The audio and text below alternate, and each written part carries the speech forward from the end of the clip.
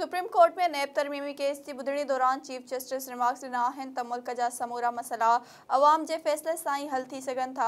नैब ज़ाब्तनि में तरमीम बाबति केस की ॿुधणी दौरान चीफ जस्टिस उमर अता बंदियाल आम चूंडुनि जो ज़िक्र कंदे चयो त मौजूदा हुकूमत खे क़ाइमु थींदे 8 महीना थी विया आहिनि। Election commission speaker ruling case में चयो हो त हू नवंबर 2022 में आम चूंडूं कराइण लाइ तयारु आहे।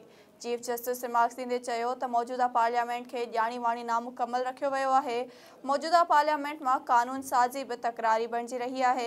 मुल्क जा समूरा मसइला अवाम जे फ़ैसिले सां ई हल थी सघनि था। ॿुधणी दौरान वफ़ाक़ी हुकूमत जे वकील मखदूम अली ख़ान दलील ॾींदे चयो त इमरान ख़ान जी नैब तरमीम ते दावा नाहे। चीफ जस्टिस चयो त मौजूदा केस जूं हक़ीक़तूं मुख़्तलिफ़ आहिनि। चीफ जस्टिस उमर अता बंदियाल चयो त मुल्क जी वॾी सियासी पार्टी जे सरबराह नैब तरमीमनि खे चैलेंज कयो आहे। मुल्क में सख़्त सियासी छिकताण ऐं बहरान आहे। पाकिस्तान तहरीक इंसाफ़ पहिरियां पार्लियामेंट छॾण जी हिकमत अमली इख़्तियार कई, वरी ख़बर नाहे PTI पार्लियामेंट में अचण जो फ़ैसिलो छो कयो। सुप्रीम कोर्ट जे चीफ जस्टिस रिमार्क्स ॾींदे चयो त दरख़्वास्त गुज़ार इमरान ख़ान आम शहरी नाहे। इमरान ख़ान जी हुकूमत छॾण खां पोइ बि अवाम जी वॾी तादाद में हिमायत मौजूदु आहे। अदालत बि कानून साज़ीअ में मदाख़लत न करणु चाही। अदालत को बि पाण मुरादो नोटिस नाहे वरितो, पर नैब तरमीमनि ख़िलाफ़ दरख़्वास्त दाख़िल थी आहे।